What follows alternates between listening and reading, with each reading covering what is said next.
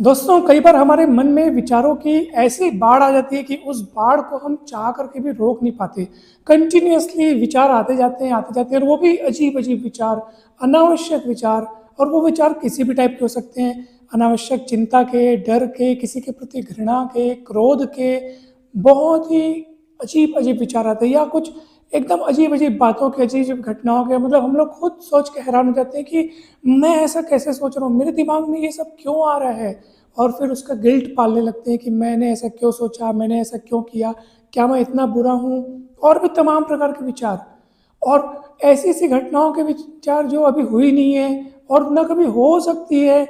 मतलब कुछ भी विचार, किसी भी टाइप के विचार यदि आपके मन में आते हैं और उनसे अगर आप परेशान हो गए हैं, तो ये वीडियो दोस्तों आपको इतना अधिक लाभ देगा कि आप तुरंत उन विचारों को हैंडल करना, टैकल करना सीख जाएँगे। सबसे पहले हम कारण जानते हैं कि ये विचार आप खुद पैदा करते हैं या आपके माइंड में आते हैं। तो दोस्तों, सबसे पहला जो मेन यहाँ पे फैक्ट है वो ये है कि ये विचार आप खुद अपनी इच्छा से नहीं पैदा कर रहे हैं। ये हमारा मन है, हमारा मन जो है ना, शरीर का एक ऐसा हिस्सा है जो अदृश्य है, लेकिन सबसे ज़्यादा खेल यही खेलता है। और ये मन को आप यूँ समझ सकते हैं कि ये विचारों का एक थैला है, विचारों का एक, या यूँ समझिए विचारों की एक फैक्ट्री है। इसका काम है कंटिन्यूअसली विचार प्रोड्यूस करना। अब ये कैसे विचार प्रोड्यूस करता है, ये डिपेंड करता है कि आपका माहौल क्या है। आप कैसे लोगों से मिलते हैं, कैसे लोगों से बात करते हैं, आप टीवी पर, मोबाइल पर क्या चीज़ें देखते हैं, उन पर बहुत मायने रखता है। मतलब दिन भर का सराउंडिंग, आपका दिन भर का आपका परिवेश कैसा है, आपने क्या मान्यताएँ बना रखी हैं अपने मन में। मान्यता मतलब हम लोग जो अपने मन से कुछ विश्वास करने लगते हैं या अंधविश्वास करने लगते हैं, जो कुछ भी है, उस पर मायने रखता है कि आप कैसे विचार रखेंगे। 4 लोगों ने आपको क्या करके बता दिया, 4 लोगों ने आपको कौन-कौन से नियम, प्रथाएँ, परंपराएँ क्या-क्या सुना दिया, आप उनको सच मानने लग गए। आपने टीवी में, मोबाइल में ऐसा कुछ देख लिया, फिर दिन भर उसी के बारे में सोच रहे हैं। आपने किसी मित्र से ऐसा कुछ सुन लिया, किसी मतलब चारों ओर की सराउंडिंग से हम दिन भर कुछ न कुछ ग्रहण करते जाते हैं, कुछ सुन के, कुछ देख के, और वो ग्रहण करके सब इकट्ठा होता जाता है और वही मन प्रोड्यूस करते रहता है विचारों के रूप में। आप खुद सोचो, यदि हम जहाँ रह रहे हैं, अगर वहाँ न रह करके हम कहीं और रहे होते, मान लो कोई इंसान किसी जगह पे, किसी विशेष गाँव में या किसी विशेष शहर में पला बड़ा है, भारत के किसी विशेष गाँव या शहर में, और वो अपने विचारों से बहुत परेशान है और उसका वो ज़िम्मेदार खुद को मान रहा है कि मैं ये क्या सोच रहा हूँ, मेरे मन में क्यों आ रहा है, ऐसा-वैसा दुनिया भर का जो भी। अब उसको अपने मन में ये सोचना चाहिए कि अगर मैं अमेरिका में पैदा हुआ होता या अगर मैं चाइना में पैदा हुआ होता, तो क्या मैं इतना ही परेशान होता? उसको पूरा उसका खेल समझ में आ जाएगा। ऑब्वियस सी बात है कि यहाँ बहुत सारी चीज़ें ऐसी हैं जो विदेशों में नहीं हैं। बहुत सारी परंपराएँ या बहुत सारी मान्यताएँ या परिवेश वैसा नहीं है जैसा विदेशों में है, अलग है वहाँ पे। मैं अच्छा है, बुरा है उसकी बात नहीं कर रहा हूँ, मैं बस ये बात कर रहा हूँ कि बस आपका जो परिवेश रहेगा उसी के अकॉर्डिंग आपकी सोच बनेगी, आपकी मान्यता बनेगी, आपके मन में वैसे ही विचारों का प्रवाह होगा। तो दोस्तों, सबसे पहली बात तो ये है कि हमारा मन जो विचारों की फैक्ट्री है, उसमें हम बाहर से सब कुछ भरते जाते हैं और वो हमें पता भी नहीं चलता। ये सब बाहर से आ रहा है दोस्तों, सारी चीज़ें बाहर से आ रही हैं। हमारा मन तो बिल्कुल निरपेक्ष रहता है, यानी कि हम खुद से, आप जब भी कुछ सोचते हो ना, हमेशा कहीं न कहीं से रिलेट होके सोचते हो, कुछ न कुछ बाहर से ही आता है कि ऐसा हुआ, तभी ऐसा हुआ, मैं भी ऐसा करूँगा, उसने ऐसा किया, मैं ऐसा करूँगा, ये वो। क्योंकि ये जो इंद्रियाँ हैं, कान, आँख, ये सब बाहर की ओर खुली हुई हैं। हमारे कान सुनते हैं बाहर का, आँख देखती है बाहर का। तो ये सब बाहर की चीज़ों को ग्रहण करते हैं, वो सब मन में इकट्ठा होता जाता है और मन फिर उन्हीं को मिक्स अप करके विचार प्रोड्यूस करता है। तो हम लोग सोचते हैं कि ये क्या गड़बड़ हो रही है, क्या उथल-पुथल मच रही है। तो सबसे पहला काम आपको ये करना है कि खुद को गिल्ट में नहीं रखना है, खुद को अपराध बोध में नहीं रखना है, खुद को एकदम वो नहीं समझना है कि ये क्यों हो रहा है, मैं इतना बुरा क्यों सोच रहा हूँ, या मैं अपनी चिंताओं को क्यों नहीं रोक पा रहा हूँ, मैं अपने डर को क्यों नहीं रोक पा रहा हूँ। आपको इनको केवल एक विचार के रूप में देखना है। बुरे का लेबल मत चिपकाना, अच्छे का लेबल मत चिपकाना, केवल विचार के रूप में आप उनको देखो।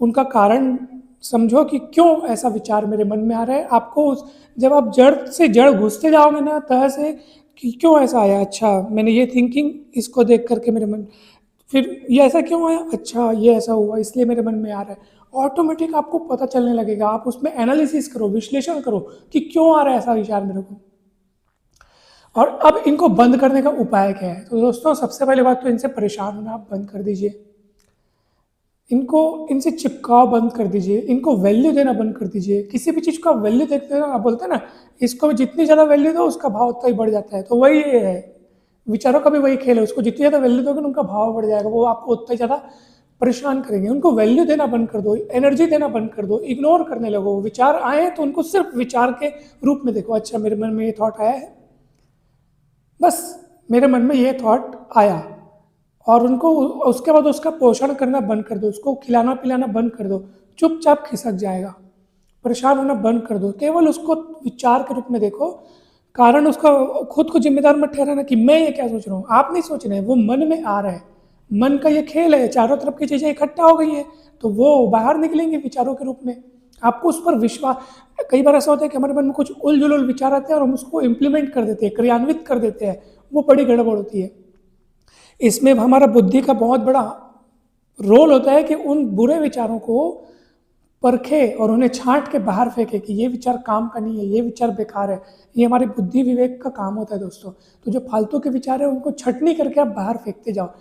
अब हजारों विचारों में कुछ विचार अच्छे भी होंगे, उनको अलग करके, अच्छा ये विचार अच्छा है, इस पर काम करने की ज़रूरत है, ये विचार अच्छा है, ये मेरे को इसको इम्प्लीमेंट करना है, ये काम हम कर सकते हैं दोस्तों। जरूरी नहीं कि मन में जितने विचार आए वो विचार सही ही हो या पूरे विचार गलत हो, वो मिक्सअप होते हैं, हमको उनको छांटना होता है। बुरे विचारों को त्याग दो, इग्नोर, जस्ट इग्नोर, कुछ नहीं करना है आपको। उनके बारे में सोचो ही मत, उनको ज़्यादा खिलाओ पिलाओ मत, उनकी ज़्यादा परवरिश मत करो, नहीं तो वो पनपेंगे तो हमको खुद को परेशान करते हैं वो। एकदम रिलैक्स रहो। किसी बारे में अनावश्यक चिंता हो रही है या किसी चीज़ को टॉपिक को लेकर आप एकदम डरे हुए हो या चिंता कर रहे हो, तो उसको हमेशा पॉजिटिव थॉट से रिप्लेस करो। कहीं ऐसा ना हो जाए, फिर भी मैं संभाल लूँगा, फिर भी ये हो जाएगा। हमेशा फिर भी, किंतु, परंतु, लेकिन, इन शब्दों से उन नेगेटिव थॉट्स को पॉजिटिव में कन्वर्ट करो। अब जैसे मान लीजिए कोई बच्चा घर से बाहर घूमने गया है, बाइक में घूमने गया, और माँ इधर चिंतित है क्योंकि उसको घर वापसी के लिए लेट हो गई है। तो बहुत सारे चिंता के विचार आ रहे हैं, कुछ हो ना जाए, क्या हो, मतलब बहुत सारे नेगेटिव विचार, कहीं ऐसे तो नहीं हो गया कि क्यों लेट हो गई। तो अब यहाँ पर ये सोचना चाहिए कि ऐसे ही वो कितने ही बार घर से बाइक लेके निकला है। यहाँ पे मतलब ना औसत का नियम अप्लाई होना चाहिए। कितने बार, मान लो 1000 बार अगर वो घर से बाहर निकला है, अगर उन माता जी का बेटा जो है अगर 1000 बार घर से बाहर निकला है, तो कितने बार ऐसा हुआ है कि कुछ एक्सीडेंट या चोट पहुंची, कितने बार हुआ है। तो 1000 में से रेयरली, मुश्किल से एक आध या 2 बार ऐसा हुआ होगा। मतलब हमको एनालिसिस करना चाहिए कि क्या ये मेरा वहम है, क्या मैं ज़रूरत से ज़्यादा सोच रहा हूँ या सोच रही हूँ, एक्चुअल में क्या है। एक्चुअलिटी को आप ध्यान दीजिए। 1000 में से ऐसा कितनी बार हुआ है, तो 1 आध 2 बार हुआ है, मतलब उस चीज़ के घटने की पॉसिबिलिटी बहुत कम है। और मन में बार बार यकीन दिलाइए, जिस भी चीज़ को आपको सोच करके डर लग रहा है, चिंता लग रही है, आप ये सोचो कि ये चीज़ हो भी जाए तब भी मैं जीवित तो रहूँगा, तब भी मैं चीज़ों को संभाल लूँगा। किसी के प्रति अगर बहुत ज़्यादा घृणा के विचार आ रहे हैं तो अब ये सोचो कि भाई उसमें भी वही ईश्वर है, मेरे में भी वही ईश्वर है।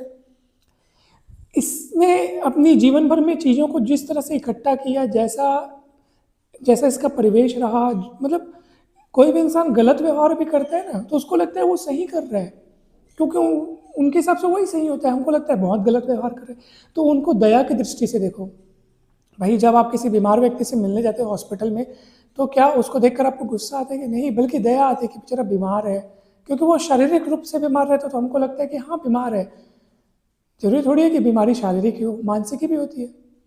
कोई मन से भी बीमार होता है, जो बहुत दुराचरण करे, गलत व्यवहार करे, परेशान करे, चिल्लाए, जो जानबूझकर नुकसान पहुंचाने की कोशिश करे। अगर उसको देखकर आपके मन में बहुत ज़्यादा नेगेटिव विचार आ रहे हैं जिनको आप रोक नहीं पाते, तो उनके प्रति प्रार्थना कीजिए, भगवान इनको सद्बुद्धि दे, इनको ठीक करे। ये देखो, हम सभी आत्माएं हैं, शरीर नहीं है। उस आत्मा पर बहुत सारे धूल मिट्टी जैसे होता है ना, वैसे ही आवरण चिपक जाते हैं माया के। तो सब कोई इसलिए तो अलग अलग व्यवहार करते हैं।